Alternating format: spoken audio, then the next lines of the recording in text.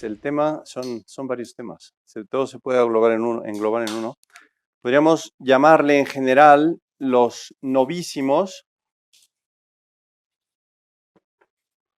Yo espero que esto se vea bien, también en la cámara. Porque yo me voy basando en los temas que me mandaron, ¿no? Distintas peticiones. Tenemos ahí una buena lista de temas, un buen número de temas. Y pues quería englobar los que tienen que ver con, insisto, el tema llamado novísimos o postrimerías. Es decir, lo que va a venir al final. Alguien decía postrimerías, pues tiene que ver con el postre. No tiene absolutamente nada que ver con el postre. Es lo que viene al final de nuestras vidas. Y bueno, pues tal vez podríamos empezar por mencionar la muerte, aunque no fue un tema que se pidió, sino lo que le sigue, ¿no? El juicio y los distintos destinos eternos, que son el cielo o el infierno. Y dentro de esto también vale la pena hablar, porque es un tema que está ahí metido, diríamos, el purgatorio. A propósito, una vez más, si alguien quiere hacer preguntas a mitad de la exposición, con mucho gusto, no tengo ningún problema. Bien, tal vez habría que justificar, digamos, la idea de que, pues, vamos a llegar al cielo o que existe el cielo. Y yo regresaría a un tema que mencionamos, pues, prácticamente la primera clase, y es que decía, vivimos de fe. Ya en este caso habría que mencionar la fe sobrenatural o irse a la fe sobrenatural.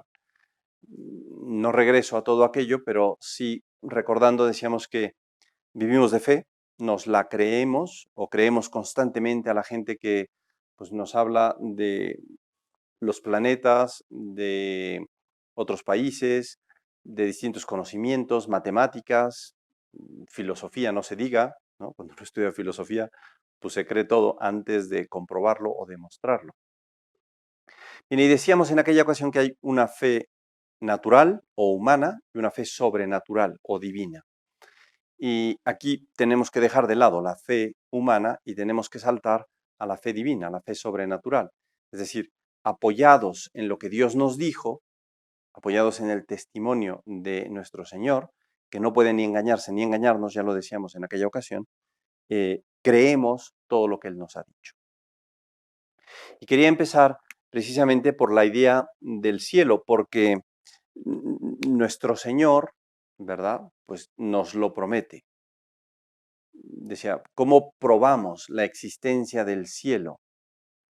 Pues en el fondo dependería de la fe que yo tenga en Jesucristo. Si yo tengo fe en Jesucristo, entonces me creo lo del cielo. Y habría que ver si Él es un sujeto digno de fe. Es decir, que lo que dice lo pueda yo creer o lo deba yo de creer. ¿Ustedes creen que le debamos de creer o que lo podamos creer? Pues también habría que demostrarlo si se quiere, ¿no? Nuestro Señor habló en infinidad de ocasiones acerca del cielo. Si de algo habló, podríamos decir, es del cielo.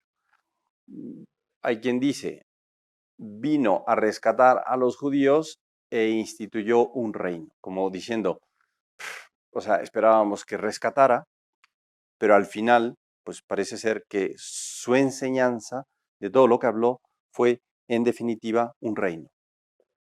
Y sí es cierto, nuestro Señor habla en incontables ocasiones del reino que va a instaurar y va dando distintas pistas, distintos approaches, podríamos decir, van completando la idea del cielo.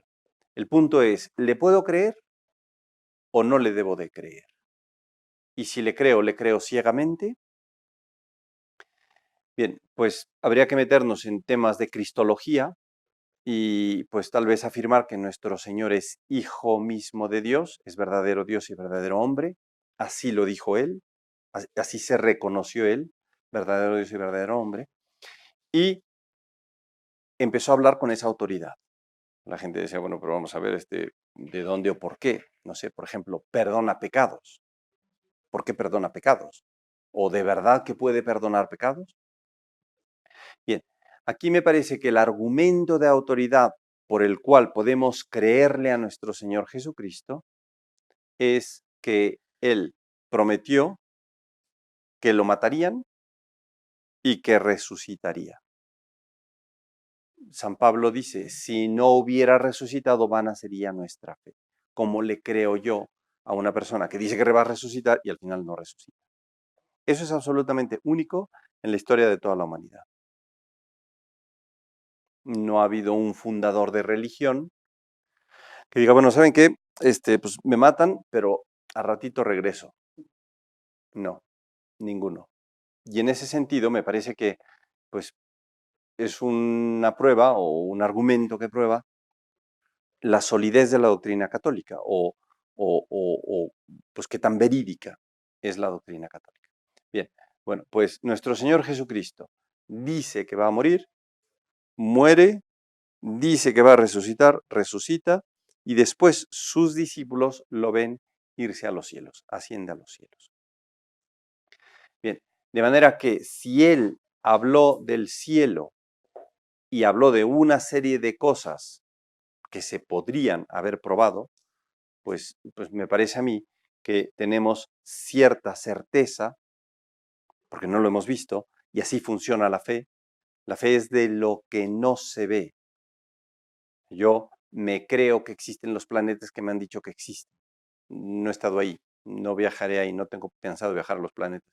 Vivo en la Luna a veces, pero hay quien vive en otros planetas, pero no hemos llegado. Y muchas veces no los hemos ni visto siquiera, ¿no? De manera que la existencia del cielo es una verdad de fe. Y de la mano de eso podríamos decir la existencia del infierno. ¿Cómo sé yo que existe el infierno? Pues nuestro Señor, en un buen número de ocasiones, habló de la condenación eterna, del lugar preparado para los demonios, etcétera, etcétera, ¿no? Bien, de manera que, decía, novísimos o postrimerías, lo que va a venir al final de nuestra vida. Es evidente que nos vamos a morir. No hay nadie que pueda decir, no, a mí no me va a tocar.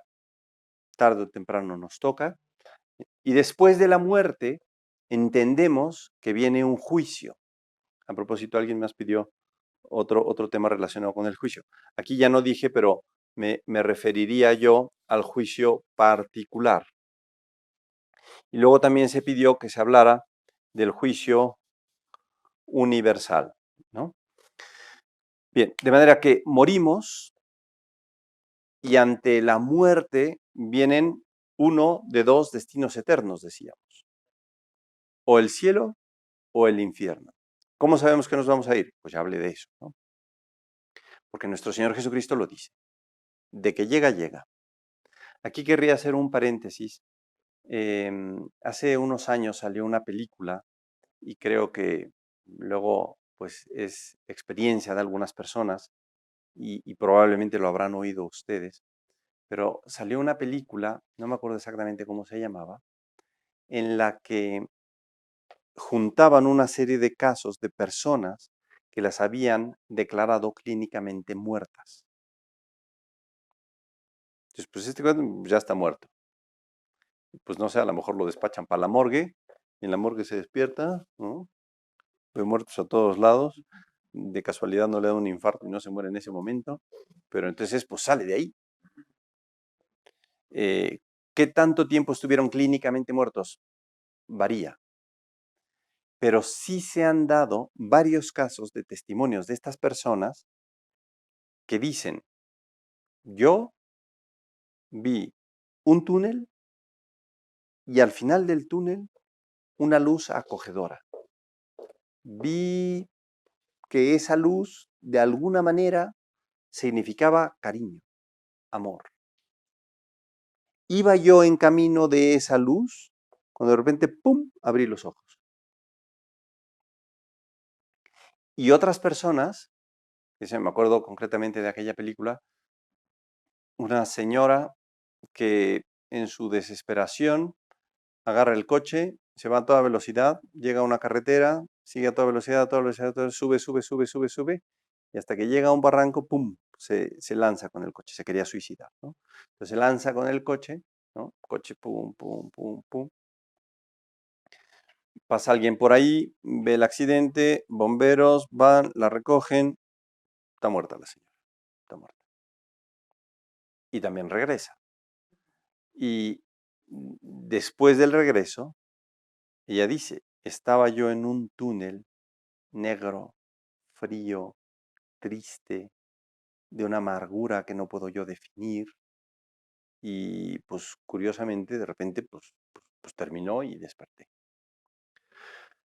Todos esos testimonios, y son varios, todos esos testimonios hablan de dos caminos. No describen más.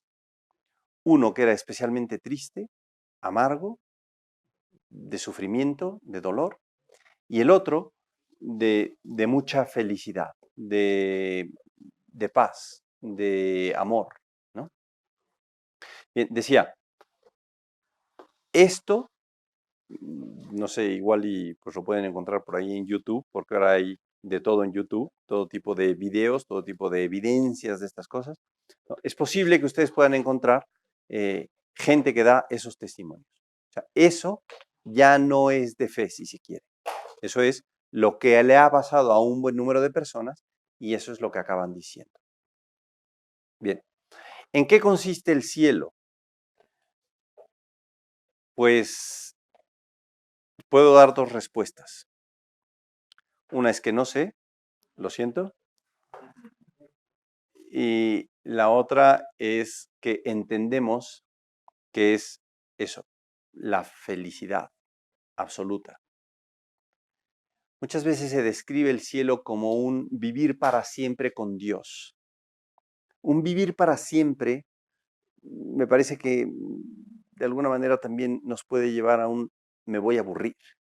Me voy a aburrir, voy a vivir para siempre, me voy a cansar. Porque de esta vida nos cansamos y de todo lo que experimentamos en esta vida tendemos a cansarnos. No así del cielo. Entonces, yo creo que la descripción más acertada del cielo no es esa vida como sucesión de tiempo, porque además no hay tiempo en el cielo, sino como esa plenitud de felicidad. Voy a estar, digamos, pegado a la felicidad y de ahí nadie me va a quitar. Y entonces voy a disfrutar por toda la eternidad. Lo que pasa es que la eternidad no tiene que ver con el tiempo, pero bueno, esos ya son conceptos un poco más difíciles de explicar, ¿no? El tiempo es la sucesión de movimiento, o se describe el tiempo como el paso de la potencia al acto, ¿no? Yo me voy a meter en filosofía y esto puede ser más complicado, ¿no? Y en el cielo no hay tiempo, de manera que no hay movimiento, o sea, no hay un voy, vengo, ahora pienso en Dios, ahora no pienso en Dios, ahora pienso más en Dios. No, es una plenitud. Decía que tengo dos respuestas. Una, que es la felicidad, que es gozar de la Santísima Trinidad. Eso a lo mejor puede quedar muy vacío.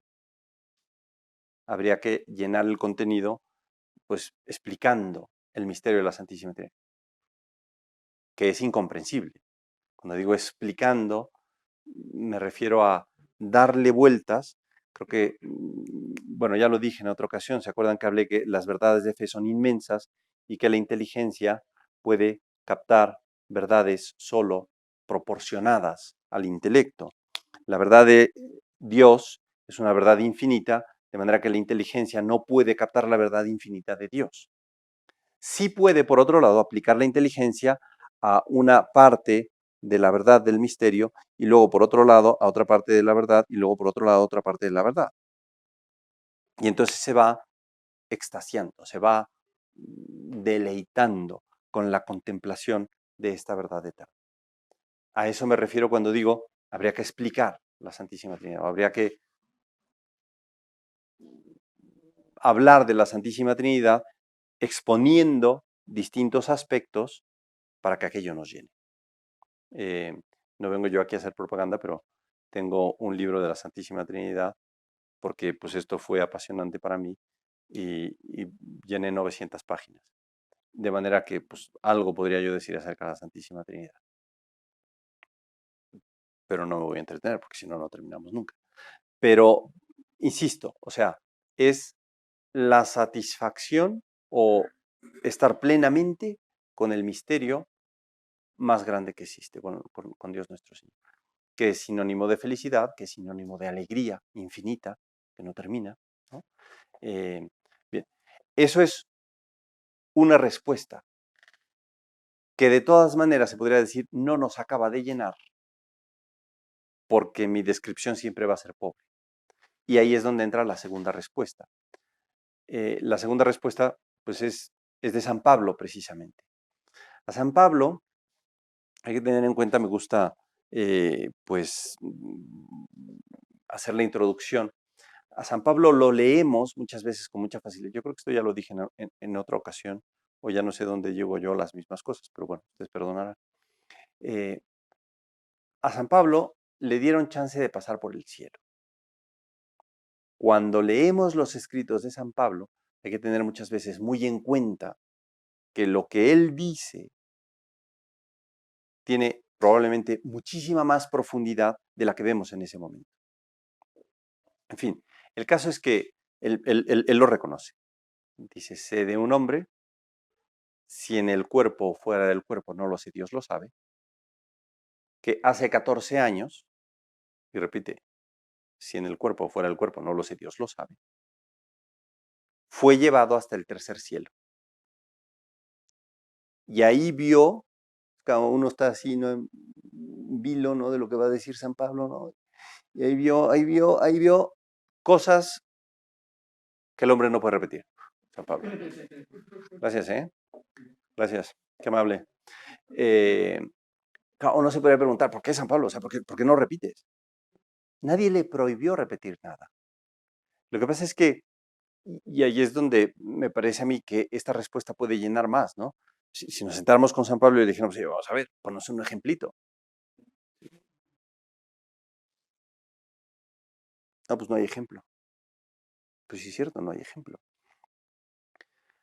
Y bueno, los coros celestiales, Pablo, ¿cómo son los coros celestiales? Es que yo no sé cantar, o sea, soy súper desafinado.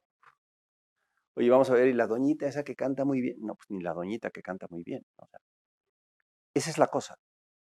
No puede imitar aquello, no puede darnos un ejemplo, no puede ir a más, ni ojo vio, ni oído oyó, ni ha pasado por la mente del hombre lo que Dios tiene preparado para los que le aman. Yo hace muchos años iba a un catecismo, organizábamos un catecismo cuando estaba en la universidad. Los sábados nos dábamos un tiempo con unos amigos a ir al catecismo a gente pobre. Y por el catecismo no jalas a los chavos. Los jalábamos por el fútbol y por los dulces.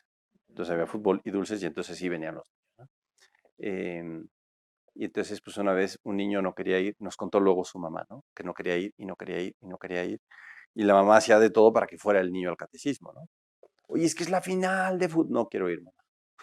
Pero es que tu equipo, no quiero ir, mamá. Oye, es que traen dulces riquísimos porque es el último día, es la final. No quiero dulces. O sea, no encontraba la mamá modo de motivar al niño, ¿no?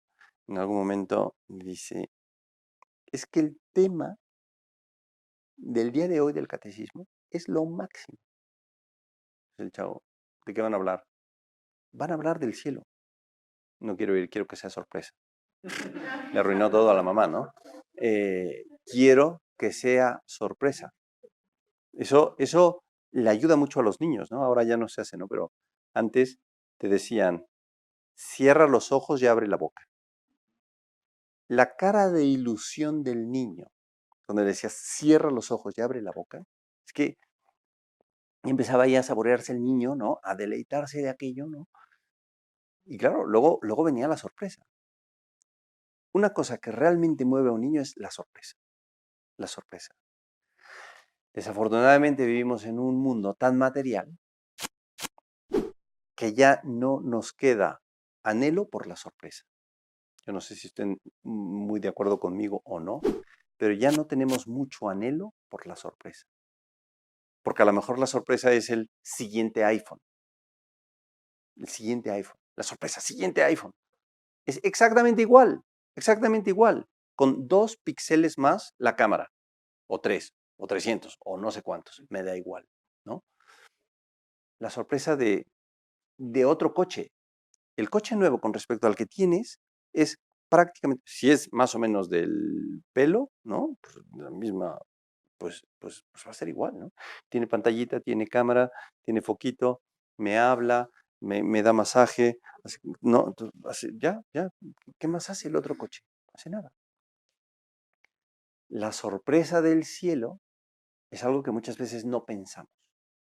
Es algo que está, quién sabe dónde, ¿no? En un registro por allá atrás, y muchas veces por eso no nos ilusionamos. Y precisamente por eso no luchamos por el cielo. No pensamos que sea lo mejor que nos pueda pasar en la vida. La verdad es que cuando uno lo piensa, lo entiende, le da vueltas, y dice, pues yo me quiero morir, ¿no? Ya, o sea, ya vámonos, ¿no? ¿Qué hago aquí? ¿Qué más espero? La oración nos dice que esto es un valle de lágrimas. Bueno, de valle de lágrimas, yo me voy del valle de lágrimas, ¿no? Y eso es un poco con respecto al cielo. Si alguien tiene alguna pregunta, como decía, son bienvenidas. El infierno es lo opuesto, es lo opuesto. Y una vez más lo mismo, no podría yo hablar con tal profundidad del infierno que a la gente le entre esa aversión o ese temor por ir al cielo o ese temor por sus pecados. Yo creo que es una de las cosas más delicadas hoy en día, que la gente ya no tiene ningún respeto por no pecar. O sea, se peca con una facilidad tremenda. Hay una ignorancia muy grande con respecto a las consecuencias del pecado. Si en algo ha triunfado el demonio, aquí podríamos hablar del demonio, porque pues, esa es su casa, esa es su mansión, ahí es donde vive. Si en algo ha triunfado hoy en día, es que nos quedemos indiferentes ante el pecado y que la maldad entre la gente crezca. Creo que esto ya lo decía hace unas sesiones.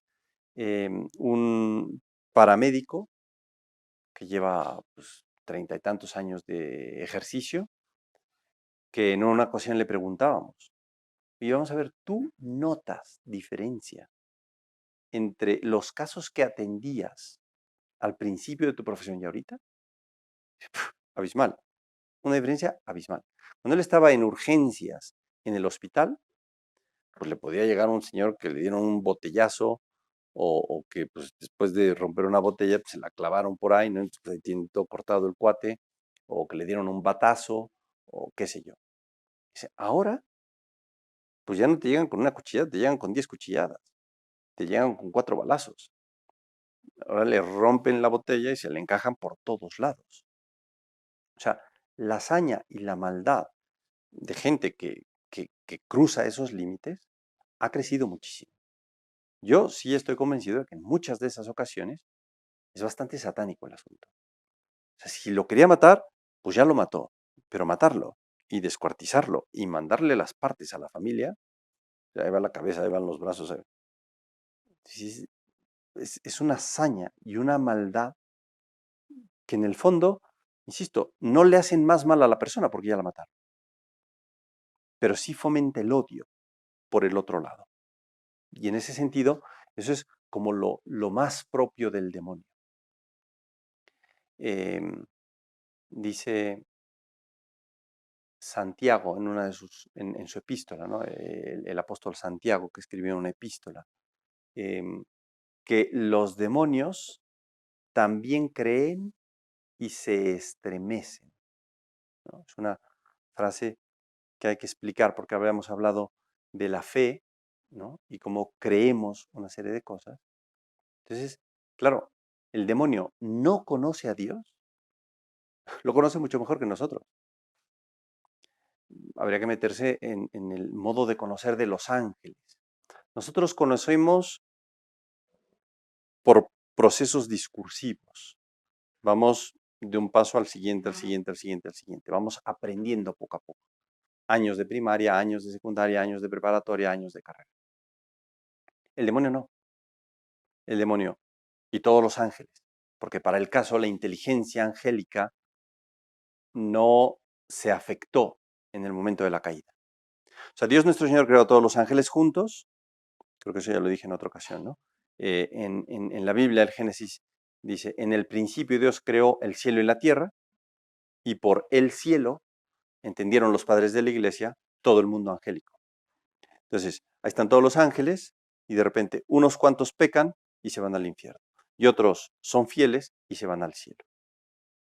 Lo que afectó al ángel en ese momento, o en donde el ángel, digamos, echó a perder las cosas, es en la vida de la gracia que nuestro Señor les había dado. Les dio gracia a todos. Unos la aprovecharon y se fueron al cielo, otros la desaprovecharon y se fueron al infierno. Entonces, lo que perdieron es la vida de la gracia. Y perder esa vida de la gracia los llevó a la condenación eterna. Lo menciono porque decía que la inteligencia no se tocó. La inteligencia del ángel permanece intacta. De manera que ellos ven, por ejemplo, a una persona e inmediatamente conocen toda la esencia de la persona, la naturaleza de la persona, todo lo que tiene que ver con la persona. O el universo, para el caso. Ellos ven el universo y ven que es creado. Y si hay universo creado, pues conocen al creador. Conocen al creador de una manera muchísimo más profunda de como nosotros podemos conocer a Dios.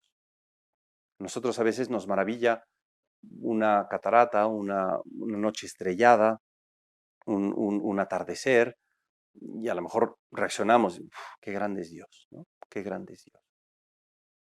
Bueno, pues los ángeles, por encima de tener que ver una noche estrellada, conocen que todo el universo creado depende de un creador que es infinitamente más poderoso que lo que nos encontramos. Bien, de manera que conocen a Dios. Conociendo a Dios, ellos entienden que existe, porque se la perdieron, la felicidad eterna. Y se dan cuenta de que ellos mismos se la perdieron. Entonces creen que existen misterios sobrenaturales y querrían aferrarse a esos misterios sobrenaturales. Ya dije en otra ocasión que tanto los ángeles como los hombres tienen como potencias superiores la inteligencia y la voluntad. Bueno, pues con la inteligencia, decíamos, captamos la verdad. El demonio quiere captar la verdad de Dios y querría aferrarse a la verdad de Dios. Pero por otro lado, odia a Dios, o sea, su voluntad odia a Dios. Y ahí se da un rechinar, no sé qué palabra utilizar, un enfrentamiento de esas dos potencias por las cuales una quiere una cosa y la otra odia exactamente lo mismo. Y eso constituye, podríamos decir, el infierno del demonio. Creen y se estremecen, porque querrían, pero por otro lado odian. Y el problema es que odian, y todo es un engendrar odio tras odio, y ahí vive odiando. Y luego lo que vemos, decía, es que el demonio quiere hacerle la guerra a Dios en esta tierra. Y ahí estamos nosotros en medio de los odios del demonio y de la gloria del cielo, ¿no? Por eso digo yo que es muy satánico el hecho de que los sicarios actúen como actúan hoy en día, ¿no? O sea, es gente que, no sé, en su sano juicio no haría una cosa tan mala, tan grave. Luego se acaban arrepintiendo. No sé si lo dije aquí también, una persona que me decía, padre, le voy a traer un amigo, pero ese debe, ¿eh? Debe, muy bien, debe. Bueno, pues que pague, ¿no? No, padre, es que debe. Claro, esto es el idioma de los soldados, de bebidas. Ya entendí que debe, ¿no? De bebidas. Y me decía, padre, pues es que a mí no me dejan dormir. ¿Y quién no te deja dormir? Pues esas personas. ¿Qué personas? Yo dije, pues este cuate tiene visiones nocturnas, ¿no? Se le aparecen, vienen. No, no, no, las personas que mató. Personas que mató. Porque la conciencia funciona así. Algo hablé de la conciencia en otra ocasión, es otro tema que se pide también, ya lo trataremos. Pero la conciencia funciona, te dice, esto lo hiciste mal, y lo hiciste muy mal. Pues claro, ya no puedes dormir, porque tienes una tensión interior del mal que has hecho, ¿no? Y le pasa también a todas estas personas. Lo que pasa es que muchas veces buscan escapes, ¿no? Las drogas, por ejemplo, ¿no? Bien, decía, pues el cielo y el infierno, yo creo que eso más o menos explica o rellena la explicación. Insisto, si hay más preguntas, con todo gusto. Por otro lado está el purgatorio, que no es destino definitivo. Una vez que nos morimos, podemos, decía, irnos directamente al cielo o podemos irnos directamente al infierno. Lo que pasa es que nuestro Señor, al hablar del cielo, utiliza distintas parábolas y entre otras habla del banquete nupcial o de la boda. Y nuestro Señor en la parábola habla de unos sirvientes que van a invitar a la gente al banquete.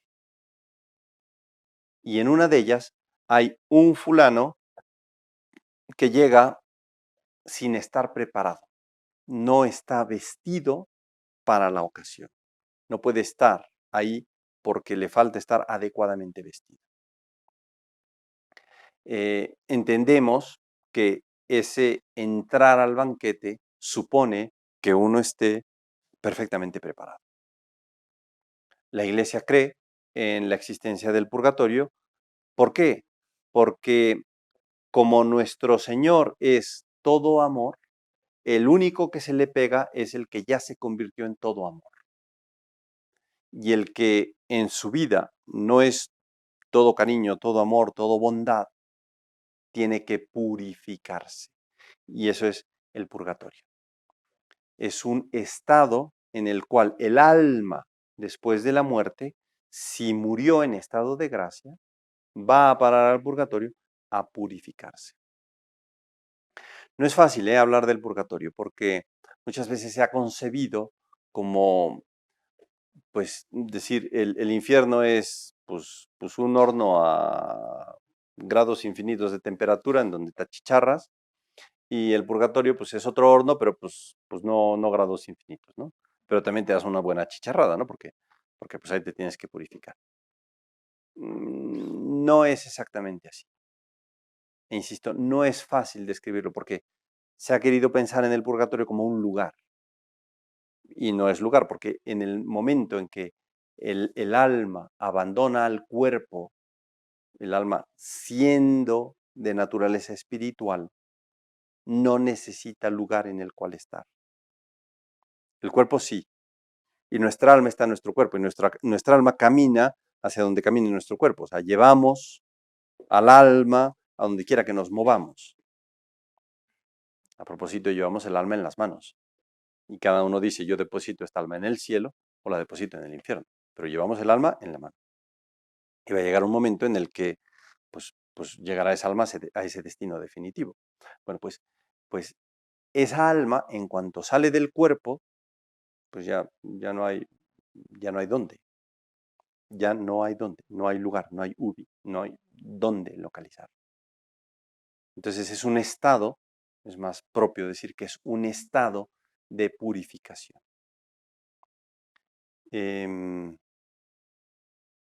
A propósito del alma y de la existencia del alma, el otro día se me ocurría que hay una diferencia muy clara, yo no sé si lo dije aquí, ustedes perdonarán, pero hay una diferencia muy clara entre mi abuelita hoy en la noche y mi abuelita mañana en la noche. Aquí está mi abuelita viva, aquí está, pues ya no le llamo mi abuelita. ya no le llamo mi abuelita. O sea, pues llamamos el cadáver de mi abuelita, el cuerpo de mi abuelita. ¿Qué diferencia hay entre el cadáver de mi abuelita y mi abuelita? Pues que ya se murió, claramente. ¿Qué pasó ahí? Pues que se salió el alma. O, de otro modo, ¿por qué cuando yo me voy a dormir y al día siguiente me puedo despertar, no se ha echado a perder el cuerpo?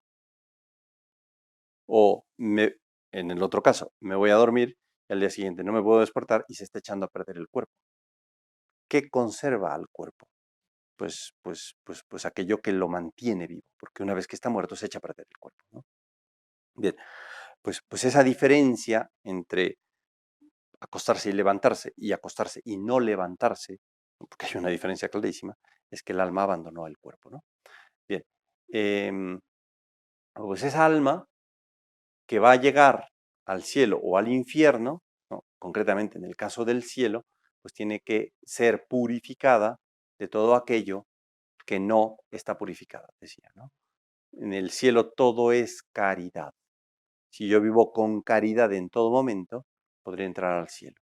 Pero si hay momentos en los que me falta caridad, pues ese me falta, digamos que se añade en el purgatorio. El purgatorio me limpia de todas las impurezas contra la caridad. Bien, en el momento en que nos morimos, tiene lugar el juicio particular. Eso me parece que no tiene mayor complicación.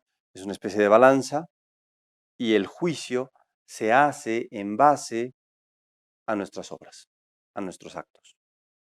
No hay vuelta de... No, es que me dijo, es que el profesor me reprobó, ¿no? Siempre, nosotros nunca reprobamos, siempre nos reprobó el profesor. No sé si les pasó a ustedes eso, pero a mí, cuando me reprobaron, me reprobó el profesor. Yo no reprobaba.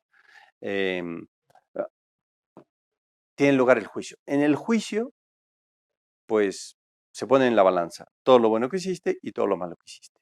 Me parece que no es muy difícil aceptar que hacemos cosas buenas y que hacemos cosas malas. Se pondrán en la balanza. Si las cosas buenas pesan más, pues entonces podríamos entrar al cielo. O el Señor nos hace dignos del cielo. Si las cosas malas pesan más, pues entonces nos vamos al infierno. Me decían al principio de la clase, oiga padre, pero es que hay gente que dice, no, es que Dios es muy bueno. Es muy bueno, ¿a poco me va a condenar? ¿A poco me va a condenar Dios? Es que en el fondo no es que Dios te condene. Dependerá de tu calificación.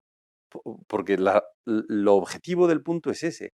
Los profesores, bueno, sí hay profesores que reprueban, pero en general, cuando te dan un examen, es para una evaluación personal. Tú te autoevalúas.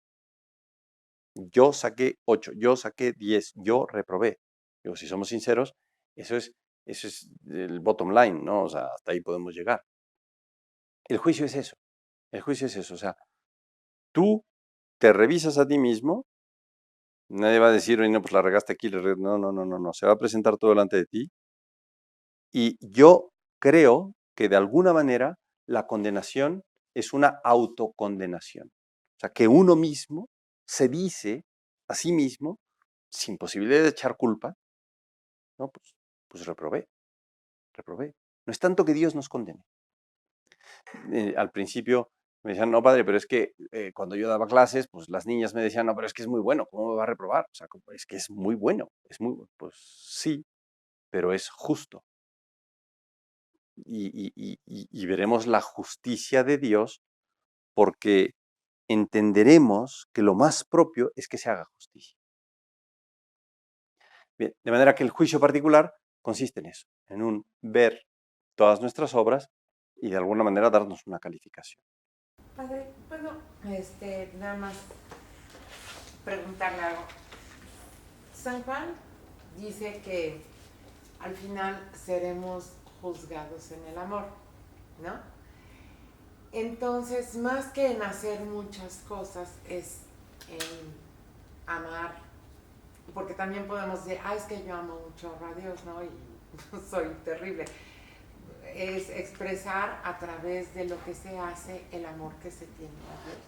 Sí, tú te referiste a un San Juan. Hay otro San Juan, o sea, el que decía ese San Juan de la Cruz, si no me equivoco. Apóstol, ¿no? No, seremos juzgados en el amor. Fue San Juan Sí. Y San Juan Evangelista dice que quien dice amar a Dios y no ama a su hermano es un mentiroso. Entonces, no, si yo amo a Dios, yo amo a Dios, yo amo a Dios, pero pues, le meto el coche, me peleo, no soy generoso, etcétera, etcétera. Ahí se ve que no hay caridad, ¿no? Ese, en la tarde seremos juzgados en el amor. Yo creo que en el fondo es, pues, ponerte frente a un espejo en el que todo es caridad y verás en qué medida se refleja la caridad. Es un espejo de caridad.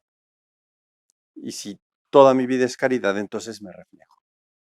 Y si no hay caridad, pues entonces no se refleja aquello. No sé si eso más o menos se explique.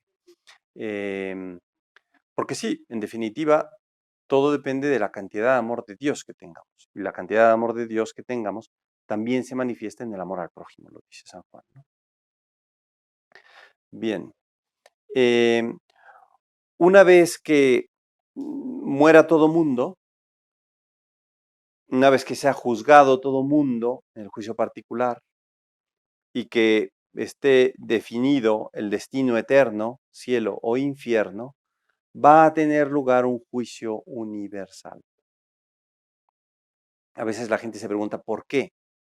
Si ya fue juzgado y se fue al cielo y si ya fue juzgado y se fue al infierno, ¿para qué otro juicio? Bueno, es que decíamos que Dios es infinitamente justo. Entonces, si una persona se porta muy bien y hace mucho bien en esta vida y todo es caridad, es posible que cuando se muera deje una estela de caridad que influya a mucha gente. Y toda esa influencia de caridad en muchas otras personas, nuestro Señor la tiene que premiar, porque es justo. Y viceversa. Si una persona hace mal y a raíz de ese mal se dan otras consecuencias malas, pues entonces, no sé, yo creo que lo meten a otro horno más caliente, ¿no? O sea, le prenden más al horno, ahora te tocaba más abajo, ¿no? O al que se fue al cielo, ¿no? Estás aquí, te tocaba más arriba, ¿no? Es lo que los teólogos llaman la gloria accidental. Entonces, va a tener lugar un juicio universal que complementa las buenas acciones y las malas acciones. Ese juicio final tendrá lugar al final de los tiempos. Y al final de los tiempos es muy interesante, pero es bastante misterioso. Nuestro Señor Jesucristo habló del final de los tiempos. Y claro, siempre tenta curiosidad, ¿no? ¿Y cuándo va a ser aquello? Y nuestro Señor no dio lugar a especulaciones. Dijo, nadie sabe esa fecha. Nadie sabe esa fecha. Ahora hay gente que se va apuntando, ¿no? Había quien decía, el 2000, no, va a ser el 2000. ¿Tú qué día tienes, viejo? O sea, no tienes ni idea. Si nuestro Señor no lo quiso revelar. Bien, va a llegar el final de los tiempos y entonces veremos el triunfo de nuestro Señor. Y entonces veremos la maravilla que no vemos ahorita de toda la creación. Veremos todo el propósito de la creación. Veremos la grandeza del plan divino para todo lo que existe. Pasa que, claro, en ese momento eso permanece velado. Entonces, se terminará el tiempo, vendrá una manifestación especialísima de nuestro Señor Jesucristo. O sea, Él volverá. Así se lo dijeron los ángeles a los apóstoles cuando ellos estaban viendo para arriba que nuestro Señor se iba. No, pues ese Jesús que se va ahora victorioso regresará, tal cual, ¿no? Entonces, un día de estos va a bajar nuestro Señor. Sí es cierto que va a haber ciertas calamidades antes del final, que nuestro Señor anunció. Decía, va a haber guerras, va a haber temblores. Bien, de manera que dice nuestro Señor, va a haber terremotos, va a haber guerras, va a haber mucha persecución de nuestro Señor, de los católicos, y dice nuestro Señor, y después regresará Él, ¿no? O vendrá Él. Con su venida, claro, esa va a ser una manifestación tan aparatosa que a ninguno le quedará duda de la divinidad de nuestro Señor, de la grandeza de nuestro Señor, de su omnipotencia, etcétera, etcétera. Y después vendrá una destrucción de todo lo que existe para que se dé una renovación. La Sagrada Escritura habla de los cielos nuevos y de la nueva tierra. De manera que en algún momento, pues esto se va a renovar. ¿Por qué? Porque al ser humano no le corresponde que el alma viva separada de su cuerpo. Somos criaturas corpóreo-espirituales o espíritu-corporales, ¿no? Somos cuerpo y espíritu. Y lo que le conviene al ser humano es que el cuerpo esté unido al alma. Nos morimos por culpa de Adán y Eva, porque Adán y Eva pecaron. Y entonces se introdujo la muerte. Y por eso nos morimos. Y es tremenda, y es dramática, y es dolorosa, y nos cuesta mucho por aquello. Pero nuestro Señor entiende que como nos creó, es como debemos de existir después. Porque Él nos creó para existir en cuerpo y alma. No somos ángeles. Los ángeles, decía, son espíritus. Y ellos sí son, de hecho, se les llama sustancias separadas también, ¿no? O sea, separadas del cuerpo, no están en cuerpos. Al hombre le compete que su alma esté pegada a su cuerpo. Decía, sufrimos un desgarro tremendo con la muerte, pero eso no es lo que debe de ser. Ahí no es donde nos debemos de quedar. Tiene que venir una unión y vendrá esa unión. Entonces, cuando resucitemos con nuestro cuerpo, un cuerpo glorioso, disfrutaremos de la nueva tierra. Ahora, yo creo que teniendo en cuenta lo que es el cielo o lo que nos jugamos, ¿no? El infierno, el alma, pues hombre, yo creo que con un mínimo de sentido común decimos, pues me la vivo preparándome. O sea, ¿quién que sepa que su salud o su vida está a riesgo no hace nada? Pues no, o sea, siempre reaccionamos, ¿no? Estamos en una compañía de seguros. Compañía de seguros, ¿no? Aquí todo el mundo ponemos, ¿no? Pues por si esto, por si lo otro, por si lo demás allá, ¿no? Los cantores aseguran su voz. Los tenistas el brazo, y así, ¿no? Van asegurando. ¿Por qué? Pues porque no puedo vivir sin cierta seguridad, ¿no?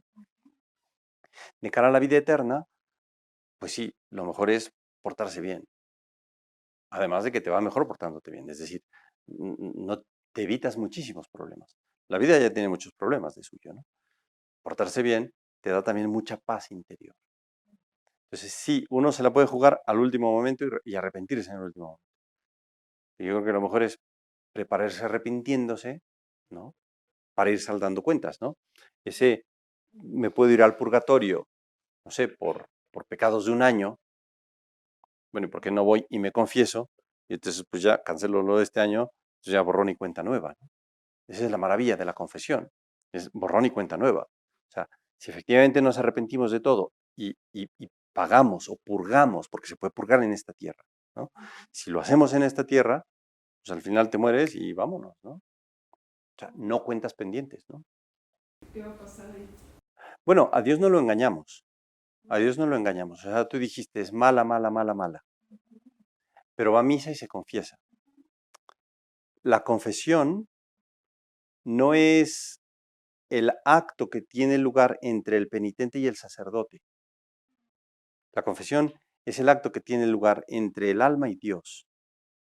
O sea, yo como sacerdote puedo estar en un confesionario y que llegue una persona y me diga 1, 2 y 3 pecados y punto, cuando ha hecho 10.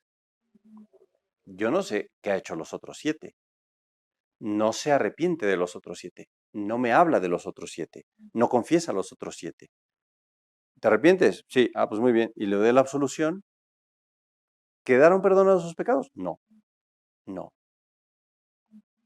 Entonces, la confesión no es seguridad de que se me borraron los pecados, porque yo la hice mal, porque yo la invalidé. ¿Me explico? O sea, Yo le doy la absolución. ¿Y está perdonada de sus pecados esa persona? No. O sea, a Dios no lo hace pato, ¿no?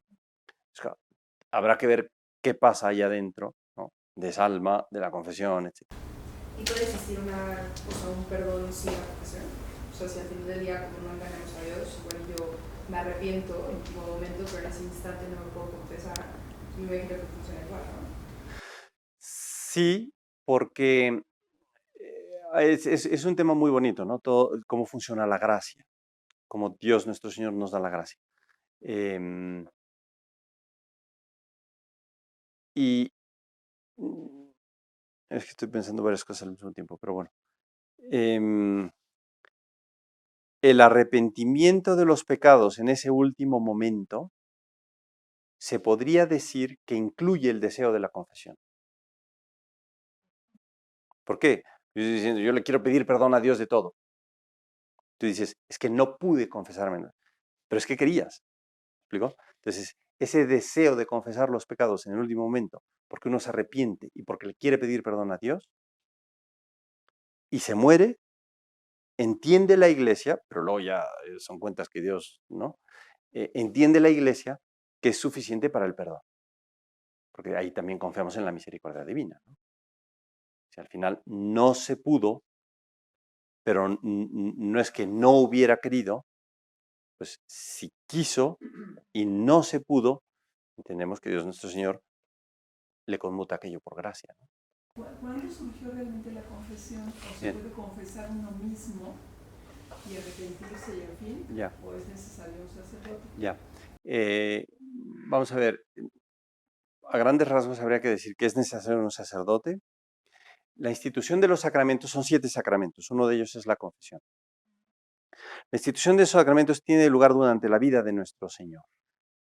Entonces, cuando uno estudia su vida o estudia la materia de sacramentaria o los sacramentos, puede identificar el momento en que nuestro Señor hizo algo, digamos, para conferir ciertas gracias en un acto concreto, el bautizo, o el matrimonio, o el orden sacerdotal, o la confesión.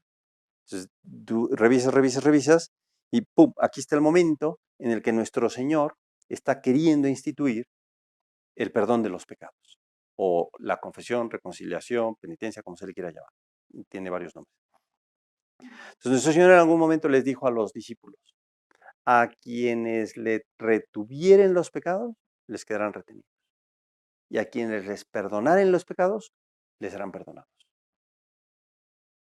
Potestad inmensa que le da nuestro Señor a sus apóstoles, a sus discípulos, y no a todo el mundo. En otro momento también viene pues, la institución del orden sacerdotal, ¿no? Bien, entonces entendemos que nuestro Señor dio una potestad a unos hombres para perdonar pecados. Entonces sí es cierto que hay que confesarse con los sacerdotes.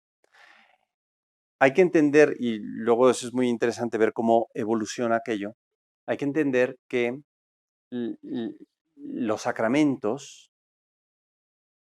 la Iglesia tuvo que profundizar en ellos para ver cómo los ponía en práctica. Concretamente, con respecto a la penitencia, hay una historia muy simpática, y es que los primeros apóstoles y pues papas también y obispos entendieron que era muy delicado conferir el perdón de los pecados. Y entonces pensaron que solo se podía hacer una vez en la vida.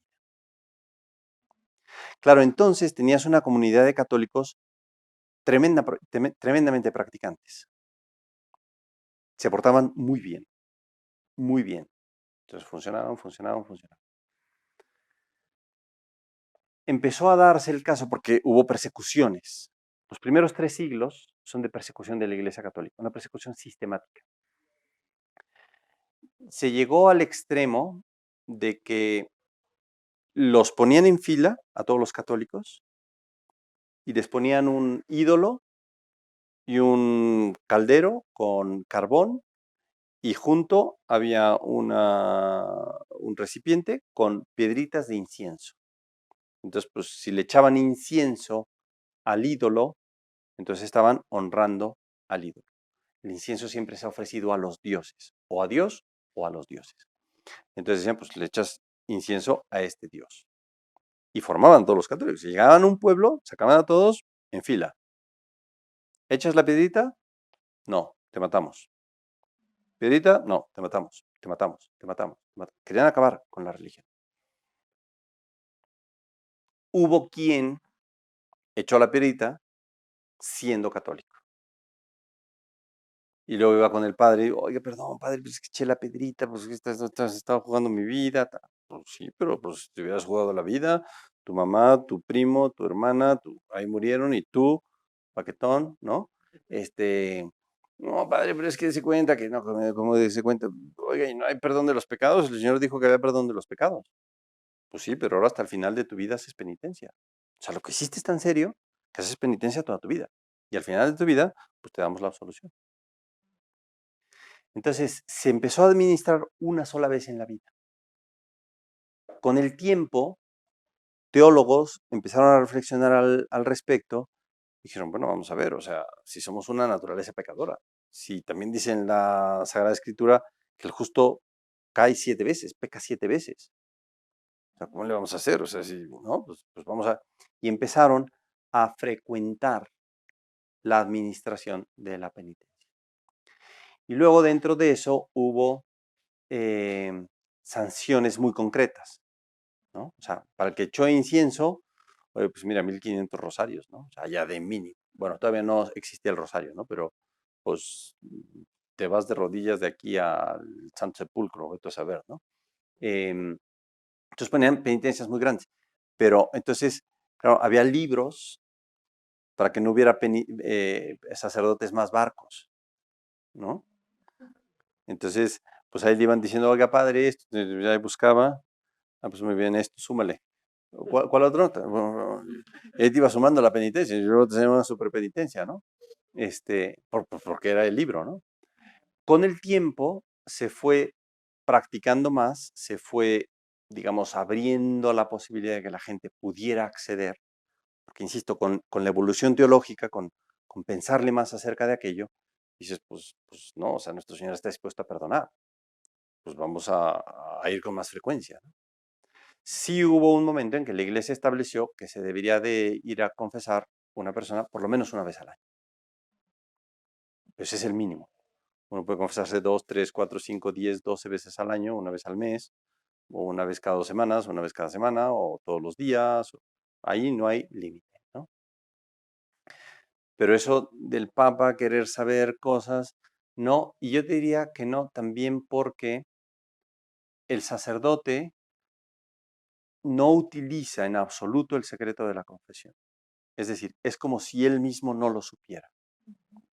Y es muy bonito, ya me estoy saliendo del tema, pero es muy bonito que ningún sacerdote ha revelado un secreto de confesión. Primero los han matado antes que decir algo.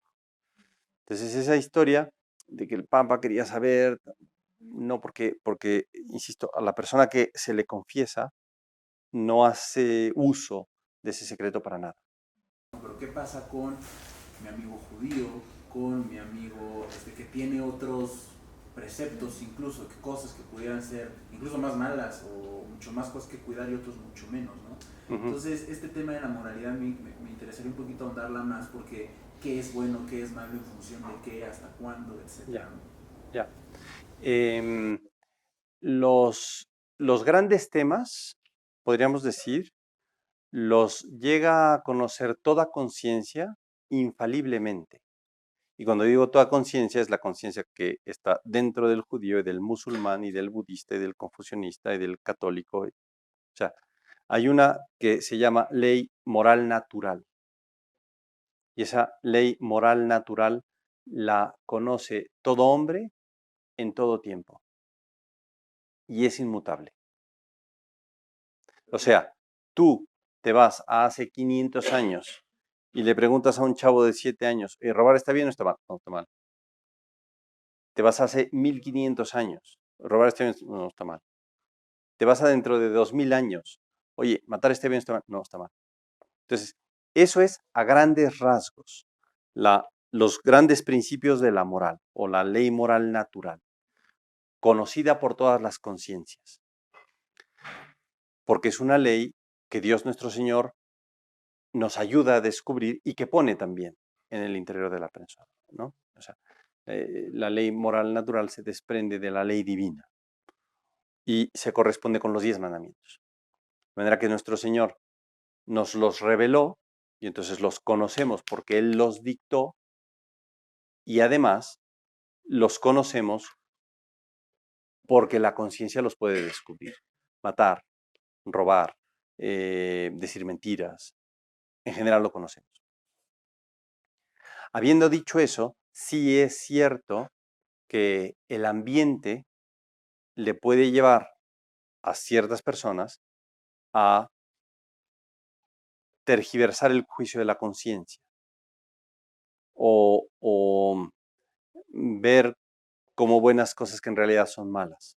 Eso lo decía en otra ocasión, si tú tienes una línea de división entre el bien y el mal, y aquí está la conciencia ve esta línea y te dice de aquí para arriba bien y de aquí para abajo mal.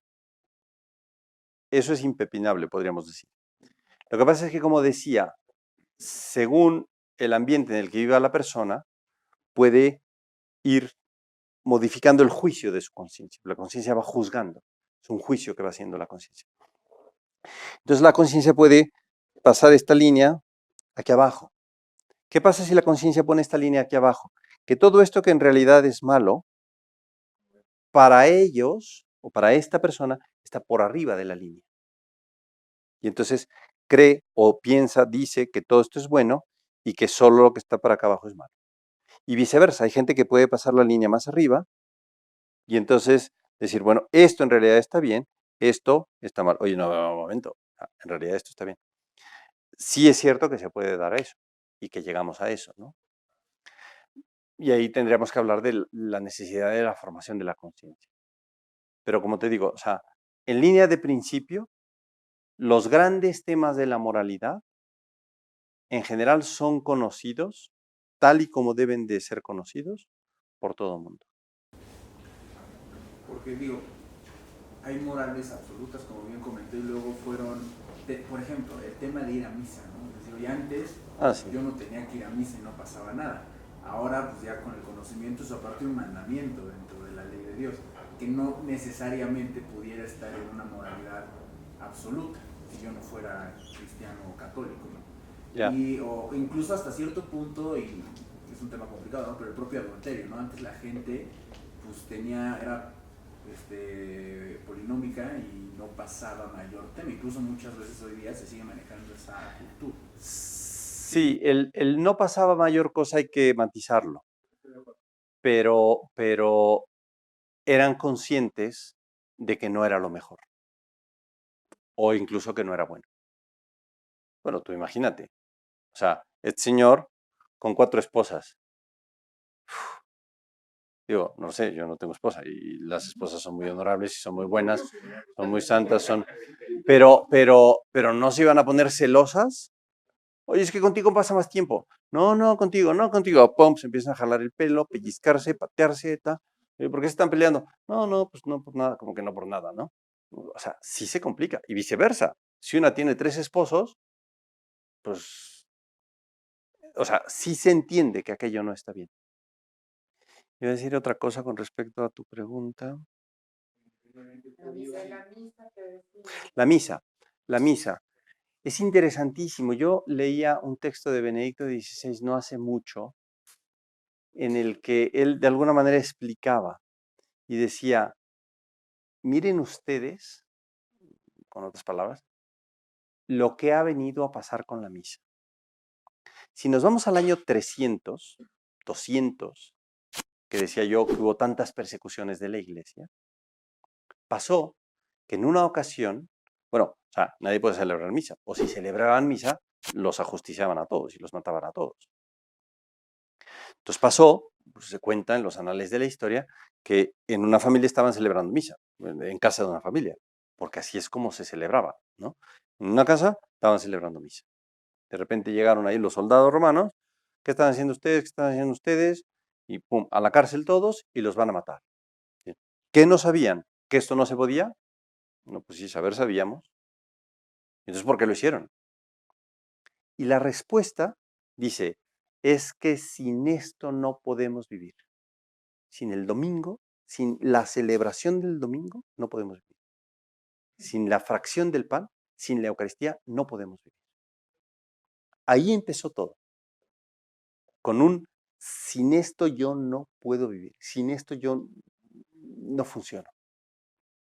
Y pasó de un, sin esto yo no puedo vivir, a date cuenta del tesoro que tienes con la Eucaristía, valora el tesoro que tienes con la Eucaristía, no te pierdas el tesoro que tienes con la Eucaristía, no faltes, ve todos los domingos.